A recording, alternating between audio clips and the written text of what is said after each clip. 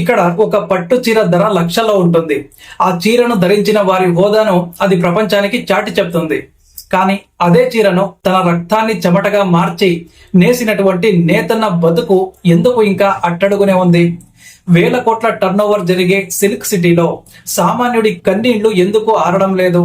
ఆంధ్రప్రదేశ్ రాజకీయాల్లో ఎప్పుడూ కూడా హాట్ టాపిక్ గా ఉండే అనంతపురం జిల్లా ప్రస్తుతం శ్రీ సత్యసాయి జిల్లాలోని ధర్మవరం నియోజకవర్గం నిజంగా అభివృద్ధి పథంలో దూసుకుపోతోందా, లేక ఆ రంగుల చీరల వెనుక చీకటి వాస్తవాలు దాగి ఉన్నాయా? అసలు ధర్మవరం గ్రౌండ్ రియాలిటీ ఏంటి?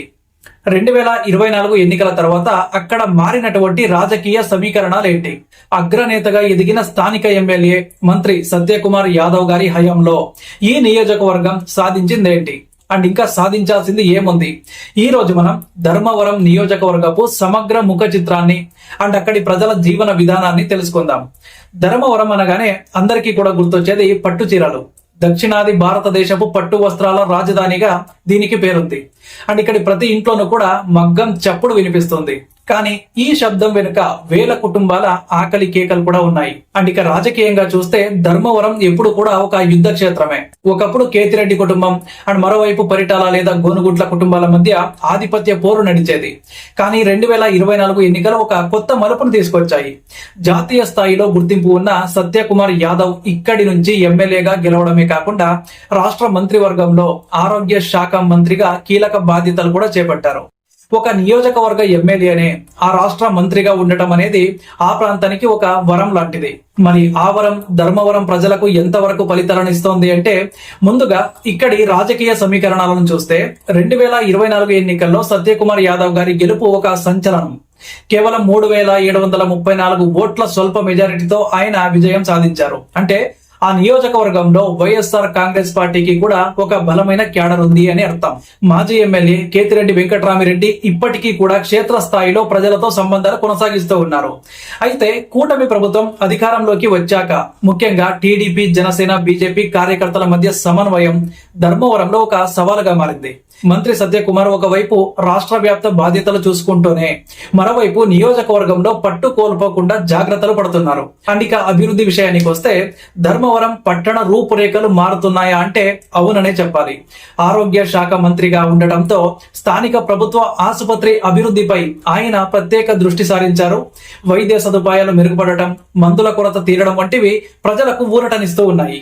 అండ్ ఇటీవల ధర్మవరం పట్టణంలోని చారిత్రాత్మక శ్రీ లక్ష్మీ చెన్నకేశవ స్వామి దేవాలయం వద్ద వాహన మండపానికి శంకుస్థాపన చేయడం వంటి ఆధ్యాత్మిక మౌలిక సదుపాయాల పనులు కూడా జరుగుతూ ఉన్నాయి. కానీ పట్టణంలోని డ్రైనేజీ వ్యవస్థ, అంతర్గత రహదారుల పరిస్థితి ఇంకా మెరుగుపడాల్సిన పరిస్థితి ఉంది. వర్షాకాలం వస్తే లోతట్టు ప్రాంతాలు జలమయం కావడం ఇక్కడి ప్రజలకు నికృత్యంగా మారింది. అండ్ ధర్మవరం నియోజకవర్గంలో అతిపెద్ద సమస్య మరియు దశాబ్దాల కల ఒకటి ఉంది. అదే జిల్లేడుగుంట రిజర్వాయర్. ఈ ప్రాజెక్టు పూర్తయితే ధర్మవరం, బత్తలపల్లి, ముదిగుబ్బ మండలాల్లోని సుమారు 23,000 ఎకరాలకు సాగునీరు అందడమే కాకుండా తాగునీటి సమస్య కూడా శాశ్వతంగా పరిష్కారం దొరుకుతుంది. గత ప్రభుత్వ హయాంలో భూసేకరణ విషయంలో రైతులపై ఒత్తిడి తెచ్చారని, పరిహారం సరిగ్గా ఇవ్వలేదని ఆరోపణలు ఉన్నాయి. అండ్ ప్రస్తుతం మంత్రి సత్యకుమార్ గారు ఈ ప్రాజెక్ట్ ను ప్రతిష్టాత్మకంగా తీసుకున్నారు. సుమారు 93,000 కోట్ల రూపాయల పెండింగ్ నిధులను విడుదల చేయాలని, భూసేకరణ వేగవంతం చేయాలని ఆయన నీటిపారుదల శాఖ మంత్రిని కోరారు. సో ఈ ప్రాజెక్టు ఎప్పుడు పూర్తవుతుందా అని రైతులు కళ్లల్లో ఒత్తులు వేసుకుని ఎదురు చూస్తూ ఉన్నారు. ఇది పూర్తయితేనే ధర్మవరం కరువు కోరల నుంచి బయటపడుతుంది. అంటే ఇక ధర్మవరం వెన్నెముకైన నేతన్నల పరిస్థితి గురించి మాట్లాడుకుందాం. ధర్మవరంలో సుమారు 28,000 చేనేత కుటుంబాలున్నాయి. వీరికి ప్రధాన సమస్య ఏంటంటే ముడిపట్టు ధరలు పెరగడం మరియు పవర్ లూమ్స్ నుంచి ఎదురవుతున్నటువంటి పోటీ. హ్యాండ్లూమ్ రిజర్వేషన్ యాక్ట్ అమలు కాకపోవడం వల్ల చేనేత కార్మికులు తీవ్రంగా నష్టపోతూ ఉన్నారు. కూటమి ప్రభుత్వం అధికారంలోకి వచ్చాక మెగా హ్యాండ్లూమ్ క్లస్టర్ ఏర్పాటు కోసం కేంద్ర ప్రభుత్వంతో సంప్రదింపులు జరుపుతున్నారు. సుమారు 30 కోట్ల రూపాయల వ్యయంతో ఈ క్లస్టర్ ఏర్పాటైతే సుమారు 12,000 కుటుంబాలకు మేలు జరుగుతుంది. కానీ క్షేత్రస్థాయిలో ఇంకా మార్పు కనిపించడం లేదు అన్నది నేతన్నల ఆవేదన. ముఖ్యంగా ఆగస్టు 2025లో కురిసిన భారీ వర్షాలకు మగ్గం గుంతల్లోకి నీరు చేరి ముడి సరుకు దెబ్బతిన్నప్పుడు ప్రభుత్వం కొంత సహాయం అందించినా అది ఏ మూలకు కూడా సరిపోలేదన్నది వాస్తవం. ఇక విద్య అండ్ ఉద్యోగం విషయంలో ధర్మవరం యువత బెంగళూరు వైపు చూస్తూ ఉన్నారు. స్థానికంగా పరిశ్రమలు లేకపోవడం, కేవలం చేనేత రంగంపైనే ఆధారపడటం వల్ల చదువుకున్న యువతకు ఉపాధి దొరకడం లేదు. సో ధర్మవరంను ఒక ఎడ్యుకేషనల్ హబ్ గా మార్చాల్సిన అవసరం ఎంతైనా ఉంది. అండ్ అలాగే మంత్రి సత్యకుమార్ గారు తన సొంత జీతం నుంచి సుమారు 1800 మంది ప్రభుత్వ పాఠశాల విద్యార్థుల SSC పరీక్ష ఫీజును చెల్లించడం వంటి కార్యక్రమాలు వ్యక్తిగతంగా ప్రశంసనీయం. కానీ వ్యవస్థాగతంగా విద్యా ప్రమాణాలు పెరగాలి. ఇక్కడ ఒక స్కిల్ డెవలప్మెంట్ సెంటర్ ఏర్పాటు చేయాలి అన్న డిమాండ్ చాలా కాలంగా ఉంది. అప్పుడు మాత్రమే ఇక్కడి యువత స్వయం ఉపాధి లేదా పారిశ్రామిక రంగంలో రాణించగలరు. అండ్ ఇక త్రాగునీటి సమస్య ధర్మవరంలో మరో ప్రధాన ఇబ్బంది. పైప్ లైన్ల లీకేజీలు, కలుషిత నీరు వంటి సమస్యలు ప్రజలను అనారోగ్యానికి గురి చేస్తూ ఉన్నాయి. జలజీవన్ మిషన్ ద్వారా ప్రతి ఇంటికి కూడా స్వచ్ఛమైన నీరు అందించే ప్రక్రియ కొనసాగుతున్నా అది పూర్తి స్థాయిలో లక్ష్యాన్ని చేరుకోలేదు. అండ్ ముఖ్యంగా వేసవి కాలంలో ఈ సమస్య తీవ్ర రూపం దాలుస్తుంది. ఎమ్మెల్యే సత్యకుమార్ గారు ఈ సమస్యను గుర్తించి అధికారులతో సమీక్షలు నిర్వహిస్తూ ఉన్నారు. అయితే ఇవి కేవలం సమీక్షలకే పరిమితం కాకుండా క్షేత్రస్థాయిలో ప్రతి సామాన్యుడి గొంతు తడపాలి. రాజకీయంగా విశ్లేషిస్తే సత్యకుమార్ యాదవ్ గారు ఒక జాతీయ నాయకుడి ఇమేజ్ తో ఇక్కడ గెలిచారు. ఆయనకు ఢిల్లీలో ఉన్న పలుకుబడి నియోజకవర్గానికి నిధులు తీసుకురావడంలో ఉపయోగపడుతుందనేది ప్రజల నమ్మకం. కానీ మరోవైపు వైఎస్ఆర్సీపీ కూడా గట్టి పోటీ ఇస్తోంది. గత ఎమ్మెల్యే కేతిరెడ్డి హయాంలో జరిగిన కొన్ని అభివృద్ధి పనులను, సంక్షేమ పథకాలను ప్రజలు ఇంకా గుర్తించుకున్నారు. అందుకే ప్రస్తుత ఎమ్మెల్యే కేవలం మంత్రిగా కాకుండా ధర్మవరం బిడ్డగా ప్రజల మధ్యలో ఎక్కువ సమయం గడపాలని అక్కడి స్థానికులు కోరుకుంటూ ఉన్నారు.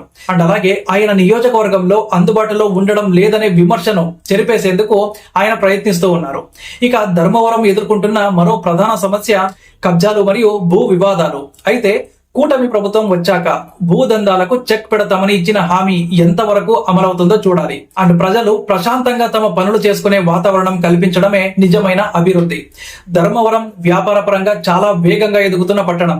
అందుకే ఇక్కడ ట్రాఫిక్ సమస్యలు, పార్కింగ్ ఇబ్బందులు కూడా పెరిగాయి. మాస్టర్ ప్లాన్ ప్రకారం పట్టణాన్ని అభివృద్ధి చేయాల్సిన బాధ్యత మున్సిపల్ యంత్రాంగం పైన ఉంది. అండ్ చివరిగా ఒక మాట, ధర్మవరం అంటే కేవలం అందమైన పట్టు చీరలు మాత్రమే కాదు, ఆ చీరల వెనుక ఉన్న కష్టం, ఆ నేతన్నల నిరీక్షణ. ధర్మవరం అభివృద్ధి చెందాలి అంటే కేవలం భవనాలు, రోడ్లు మాత్రమే కాదు, నేతన్నల కళ్లల్లో ఆనందం ఉండాలి. జిల్లేడు బండ ప్రాజెక్టు ద్వారా నీరు పారాలి. యువతకు ఇక్కడే ఉద్యోగాలు దొరకాలి. మంత్రి సత్యకుమార్ యాదవ్ గారు తనకున్న అధికారాన్ని, కేంద్రంతో ఉన్న సంబంధాలను ఉపయోగించి ధర్మవరం రూపురేఖలు మార్చగలరా? లేక ఇది మరో 5 ఏళ్ల నిరీక్షణగా మిగిలిపోతుందా? అధికార పక్షం ఏం చేస్తోంది, ప్రతిపక్షం ఏం డిమాండ్ చేస్తోంది అనేది పక్కన పెడితే సామాన్య ప్రజల అవసరాలు ఎప్పుడు తీరుతాయి అనేది $1 మిలియన్ ప్రశ్న. అండ్ ధర్మవరం గడ్డపై మార్పు మొదలైందా లేదా అనేది రాబోయే రోజుల్లో జరిగే అభివృద్ధి పనులే నిర్ణయిస్తాయి. ప్రజలు చాలా చైతన్యవంతులు.